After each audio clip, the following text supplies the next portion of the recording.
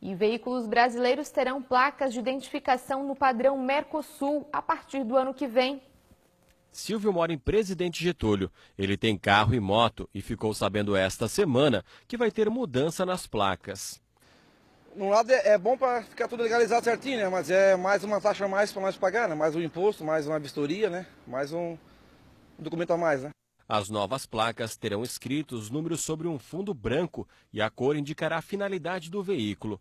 O uso particular será na cor preta, o comercial em vermelho, carros oficiais em azul, corpo diplomático em dourado, para teste ou uso das montadoras em verde, veículos de coleção em cinza prateado. Além disso, as placas têm uma faixa azul escuro na parte de cima, com o símbolo do Mercosul à esquerda. Um dos caracteres de identificação, onde constava o município, vai ser o país de origem, mas ainda vai continuar o brasão do estado e também do município nessa placa.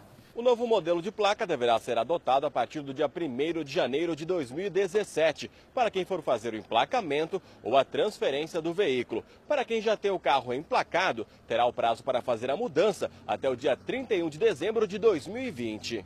O delegado regional da comarca de Rio do Sul explica que a nova placa terá mais letras e menos números. Os indicativos dessa mudança foi justamente para aumentar o número de combinações das placas, porque passou de mais de 170 milhões de combinações para mais de 460 milhões de combinações. O novo modelo da placa veicular será comum em todos os países do Mercosul. As medidas da placa continuam as mesmas, 20 centímetros de comprimento por 17 de largura. Para motocicletas, 40 centímetros de comprimento por 13. A mudança tem também o objetivo de dificultar falsificações.